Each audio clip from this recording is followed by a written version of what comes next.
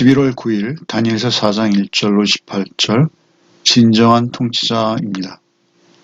2장에서처럼 느부갓네살은 다시 꿈을 꾸고 다니엘은 그 꿈을 해석합니다. 앞선 주제와 비슷하죠. 하나님의 절대적인 주권을 강조하여 꿈속에 드러내신 것입니다. 다만 여기서는 느부갓네살의 자발적인 간증으로 이 꿈이 고백되어지고 또 그 꿈의 해석과 그 꿈의 결과까지 설명되어지고 있는 것이죠. 먼저 1절로 3절은 느부갓네살이 내린 조서를 시작하는 부분입니다. 하나님은 먼저 높이고 있습니다. 마치 시편의 어느 한 곳을 보는 것과 같습니다. 느부갓네살이 하나님을 절대 찬양하며 또 높이고 있는 모습을 볼 수 있습니다. 읽겠습니다. 느부갓네살 왕은 천하에 거주하는 모든 백성들과 나라들과 각 언어를 말하는 자들에게 조서를 내리노라. 원하노니 너에게 큰 평강이 있을지어다. 지극히 높으신 하나님이 내게 행하신 이적과 놀라운 일을 내가 알게 하기를 즐겨하노라.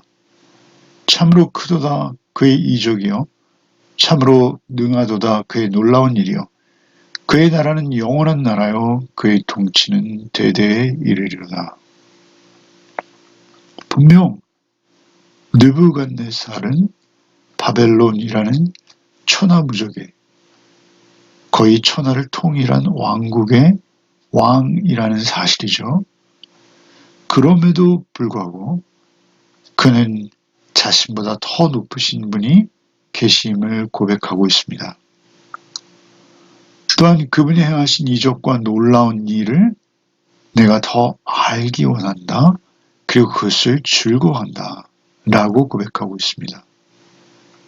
참으로 크도다 그의 이적이요 참으로 능하도다 그의 놀라운 일이요 라고 노래하며 높이며 찬양하며 하나님을 향해 하나님의 나라는 영원한 나라요 그 통치는 대대에 이른다 라고 고백하고 있습니다. 자신이 세운 나라, 지금 자신이 통치하는 나라가 아닌 하나님의 나라만 영원한 나라요 하나님의 통치만 대대에 영원하다 라고 고백하고 있는 것이죠. 느부갓네살의 성공이 세상이 바라는 성공입니다. 그러나 그것은 진정한 성공이 아니다 라고 느부갓네살이 스스로 고백하고 있는 것이요. 오직 하나님 안에서 하나님 앞에 낮아지는 것, 그리고 하나님 나라에 속하는 것, 그리고 그 나라의 백성이 되는 것, 그것만이 참된 성공임을 느부갓네살이 고백하고 있다라는 점입니다. 이제 4절부터는 느부갓네살이 꾼 꿈을 해석하려고 시도하는 내용이죠. 4절부터 읽겠습니다. 나 느부갓네살이 내 집에 편히 있으며 내 궁에서 평강할 때 한 꿈을 꾸고 그로 말미암아 두려워하였으니 곧 내 침상에서 생각하는 것과 머릿속으로 받은 환상으로 말미암아 번민하였었노라. 이러므로 내가 명령을 내려 바벨론의 모든 지혜자들을 내 앞으로 불러다가 그 꿈의 해석을 내게 알게 하리라 했더라. 그때 박수와 술객과 갈대아 술사와 점장이가 들어왔으므로 내가 그 꿈을 그들에게 말하였으나 그들이 그 해석을 내게 알려주지 못하였느니라. 그 후에 다니엘이 내 앞에 들어왔으니 그는 내 신의 이름을 따라 벨드사살이라 이름한 자요 그의 안에는 거룩한 신들의 영이 있는지라 내가 그에게 꿈을 말하여 이르되. 느부갓네살이 또 꿈을 꾸었는데요. 4절에 보면 내 집이 편히 있으며 내 궁에서 평강할 때, 이제는 느부갓네살이 전쟁에 직접 출전하지 않아도 될 만큼 나라는 강성해졌고요. 그리고 그는 자신의 궁에서 평강을 누리고 있습니다. 그럼에도 불구하고 그는 두려움에 빠집니다. 5절에 한 꿈을 꾸고 그로 말미암아 두려워하였으니 그는 온 나라의 통치자요 세상의 최고 실권자가 되었음에도 그 꿈으로 말미암아 두려움에 빠지는 것이죠. 두려워하였으니. 왜 두려울까요? 그 권력과 그 달콤한 그 힘을 빼앗기거나 놓치고 싶지 않은 것이죠. 그것이 그를 두려움에 빠지게 하는 것입니다. 세상의 집권자들이 모두가 그렇습니다. 우리가 잘 알고 있듯이 중국의 왕은 스스로를 황제라고 지칭하고 있죠. 그 황제가 머무는 자금성이라는 그 중국의 유적지에 보면요. 나무 한 그루 없습니다.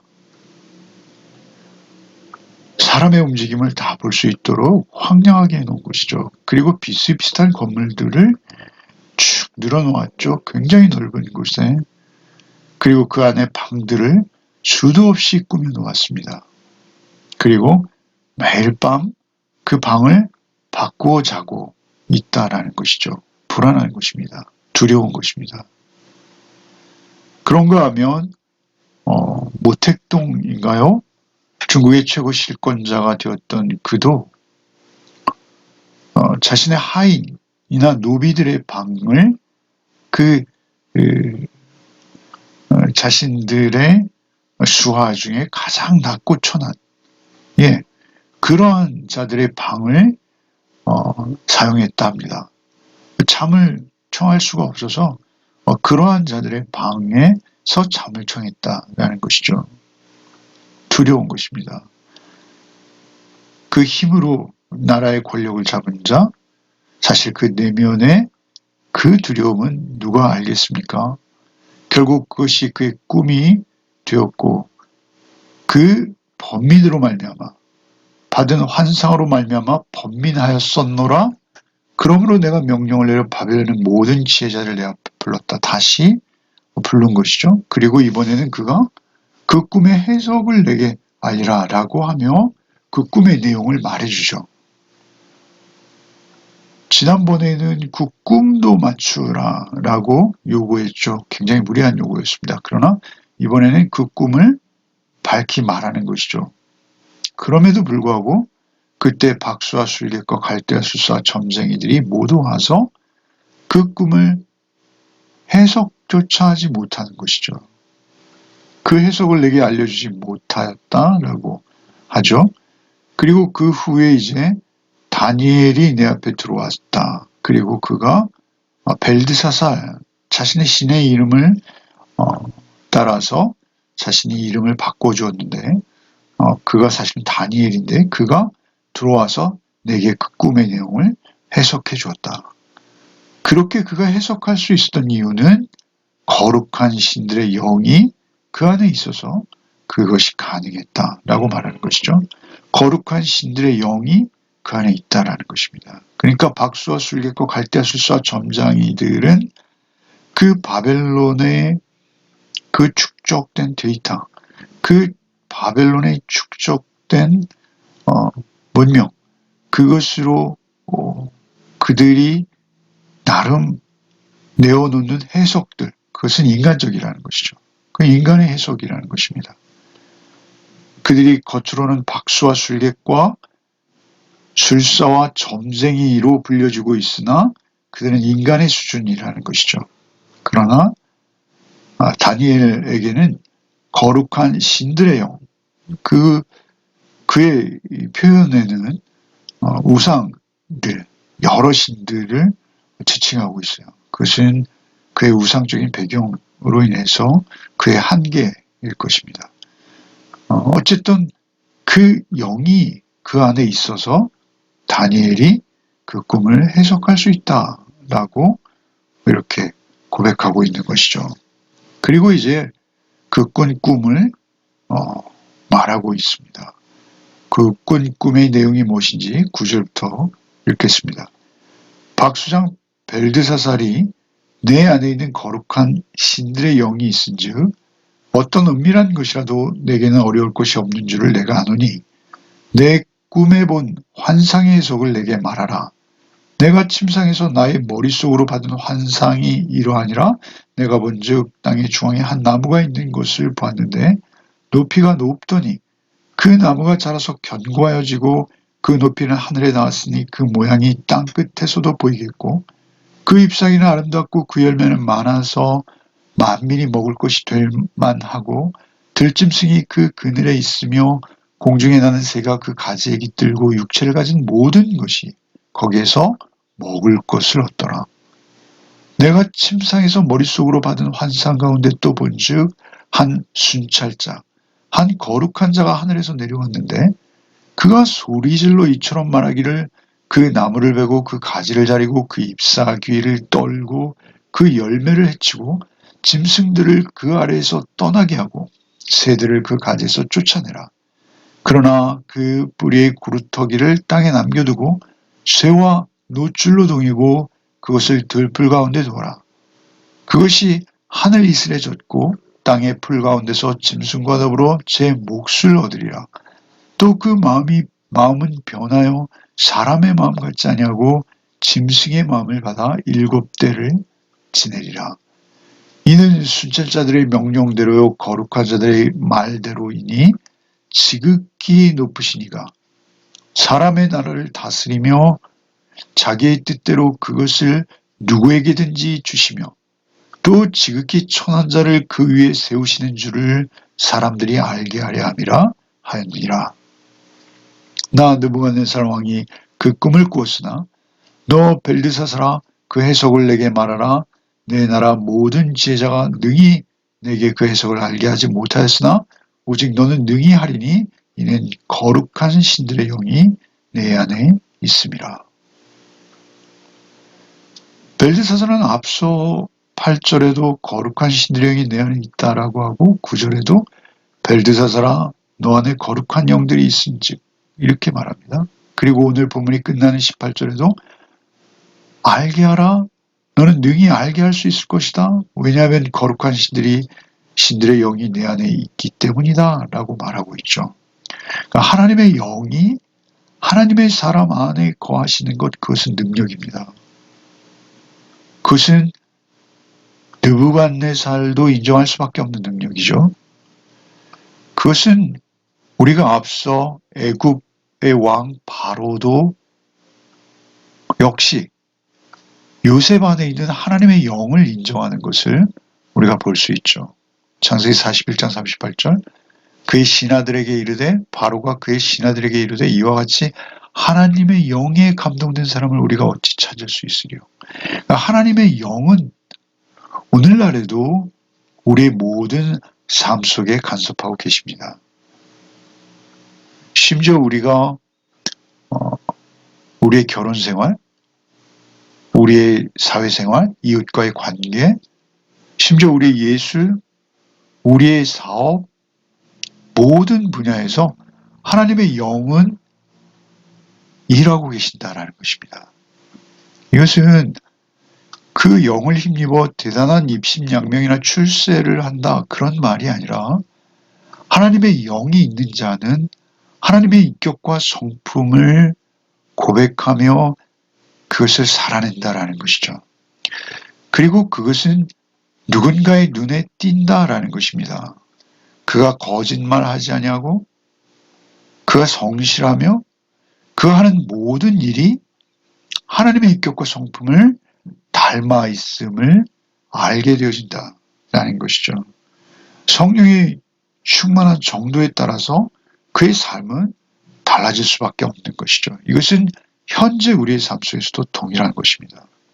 어쨌든 그 느부갓네살은 그 꿈의 내용을 말하죠. 중앙에 큰 나무가 하나 있었다라는 것입니다. 그것은 마치 에덴 동산에 있던 생명나무와 같고 주석가들은 이것을 우주목이라고 하죠. 에스겔서에도 유사한 나무가 등장하는데요. 이것은 느부갓네살을 비유하는 것이죠. 그가 큰 나무가 되어서 높이는 하늘에 닿았어요. 교만해질 만큼 컸습니다. 모양이 땅 끝에서도 볼 수 있어요. 마치 바벨탑 같지 않습니까?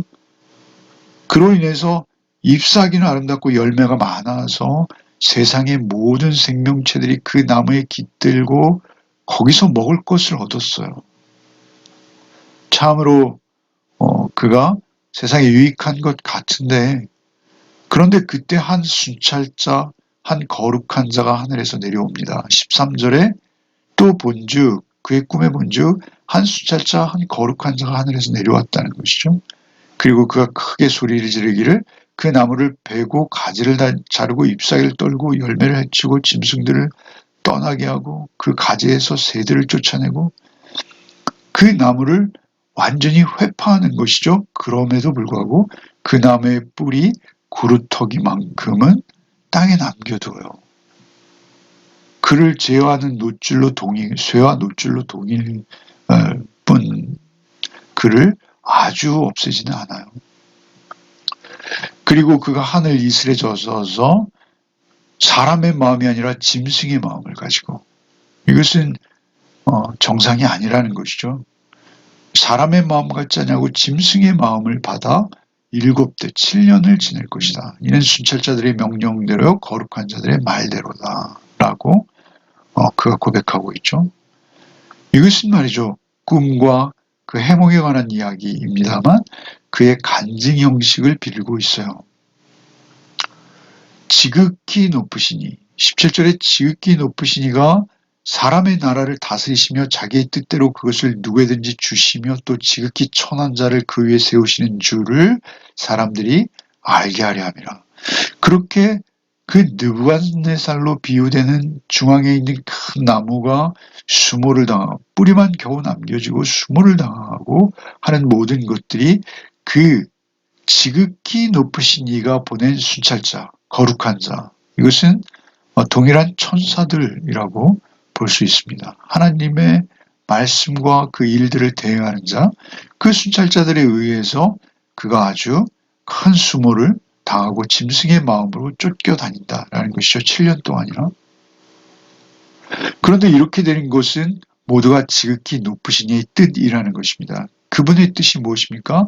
사람의 나라를 다스리며 자기의 뜻대로 그것을 누구에게 주시며 또 지극히 천한 자를 그 위에 세우시는 줄을 사람들이 알게 하려면, 사람들에게 뭔가를 알게 하려고 이 일을 하신다라는 것이죠.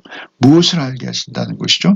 지극히 천한 자를 그 위에 세우시는 줄. 여기서 천한 자라는 것은 히브리어 전체의 의미는 매우 비천한 사람들이라는 의미이고요. 그리고 이것은 낮은 자를 말한다라고 보는 것이죠. 이것은 겸손한 사람을 말한다라고 보는 것입니다. 느부갓네살의 교만이 지극히 커지자 하나님께서 그를 낮추시기 위해서 그를 벌하시기도 하시고, 그리고 오히려 겸손한 자, 낮은 자, 천한 자를 그 위에 세우시기도 하신다라는 것이죠. 근데 이거는 모든 것들은 곧 지극히 높으신 이의 주권에 의해서 모든 것이 실현되어진다라는 것이죠. 이 땅에 하나님께서 간섭하지 않으시는 것처럼 보일 때조차도 하나님은 간섭하신다라는 것이죠. 오히려 하나님 앞에서 높아지지 않고 낮아지는 것이 성공이라고 말하시는 것일 수도 있어요. 사실 느부갓네살이 자기가 당한 이런 어려운 말이죠. 세상을 지배하는 왕이 이러한 말을 스스로 하는 것은 쉽지 않습니다. 하고 싶지도 않고 이렇게 말하는 예도 없습니다. 그러나 이렇게 말하는 이유는 무엇입니까? 그것은 하나님의 은혜를 경험하고 하나님께서 어떤 분이신지를 알게 되었을 때, 하나님을 알게 되었을 때 그것을 고백하지 않을 수 없는 그러한 상태가 되었다라는 것을 말하고 있는 것이죠. 느부갓네살은 이렇게 하나님을 높이며 자기가 경험한 일들을 간증하고 있습니다. 이 땅의 영원한 통치자, 그것은 하나님 한 분이십니다. 하나님의 통치 안에 사는 것, 그것은 무엇입니까? 거룩한 신의 영, 곧 성령의 인도하심을 따라 살아가는 것입니다. 그때 우리는 이 세상이 무슨 의미이고 이 세상에 되어지는 일들이 어떻게 되어지는 것이고 그 결국과 끝은 어떻게 되어질지를 알 수 있다는 것이죠. 성령은 모든 것을 깨우쳐 알게 하시는 하나님의 영이기 때문에 그렇습니다. 성령은 우리에게 모든 지혜와 명철, 예지력과 통찰력의 은사를 주십니다. 그래서 성령을 의지하고 사는 자들, 그들은 회사 생활을 하던, 가정 생활을 하던, 연애를 하던, 그 예술에 종사하던, 어떤 사업을 하던, 그들은 하나님의 영 안에서 겸손히 하나님의 하나님 되심을 인정하며 진리의 영을 따라 성령 충만함으로 살아간다라는 것이죠. 하나님의 절대 주권을 인정하며 늘 의지하며 그렇게 자신의 삶의 자리를 지키는 것, 그것이 우리의 가장 큰 복인 줄 믿습니다. 오늘 하루의 삶을 살아갈 때도 오직 느부갓네살이 경험했던 그 하나님, 나의 하나님이신 것을 잊지 아니하고 그렇게 수시로 변하는 자가 아니라 하나님의 영에 붙들린 자로 오늘 하루의 삶을 살아내는 복이 저와 여러분에게 있기를 바랍니다. 기도하겠습니다. 주님, 참으로 다니엘은 몸은 포로로 끌려와 그곳에 살고 있으나 그는 참으로 지혜의 사람이었고 누구에게도 매이지 않는 하나님의 말씀을 대언하는 대언자로 느부갓네살마저 충고할 수 있는 자로 그의 삶의 해석을 내려줄 수 있는 자로 그의 꿈을 풀어서 설명할 수 있는 자로 살아갔음을 보게 됩니다. 주 오늘도 우리를 긍휼히 여기시고 주 성령께서 우리 안에 내주하셔서 우리의 모든 하는 일들이 오직 주의 주되심과 하나님의 하나님 되심을 드러내는 우리의 균형 잡힌 삶이 되게 하여 주시옵소서. 오늘도 오직 온전히 하나님의 영, 곧 성령의 충만함과 인도하심을 기대하며 또 순종하며 살아가는 하루가 되게 하여 주옵소서. 예수 그리스도 이름 받들어 기도하옵나이다. 아멘.